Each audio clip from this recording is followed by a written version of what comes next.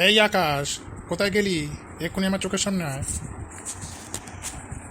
এই তো চলে এসেছি, বলো কি বলছিলে? তোর সহপাঠী বন্ধু কালুয়াকে ডাক, একটু দরকার আছে তোদের দুজনকে নিয়ে। দাঁড়াও দাদু, কালুয়াকে ফোন করছি, কোথায় আছে দেখি। দাঁড়াও, কালুয়াকে ফোন করছি, দেখি কোথায়।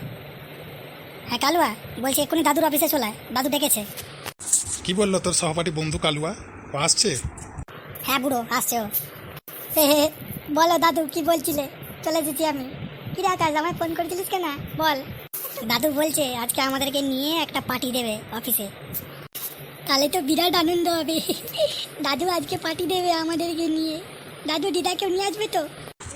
এই এই তোদেরকে কে বললো পার্টি দেবে? পার্টি দেবে না মাথা দেবে? আমার পুরো অফিসটা ধুলোয় ভর্তি, পরিষ্কার করবি তোরা দুজন। আজকে অফিসের ঝাড়ুদার আসবে না, সেই জন্য তোদেরকে ডেকে পাঠালাম। পারবো না দাদু আমি।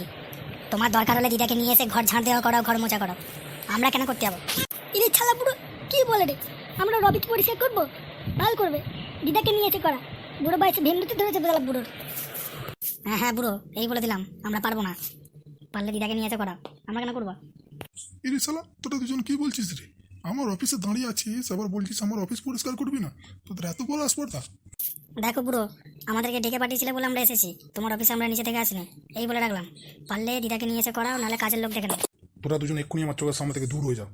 সালার বুড়ো ডেকে আবার আমাদেরকে দিয়ে কাজ করতে চাইছে। লাউ হাসবে সালার বুড়োর অফিসে। আকাশ চ, সালার বুড়ো আমাদেরকে দিয়ে কাজ করতে চাইছিল। সালার বুড়ো, বুড়ো বয়সে ভীমতে ধরেছে।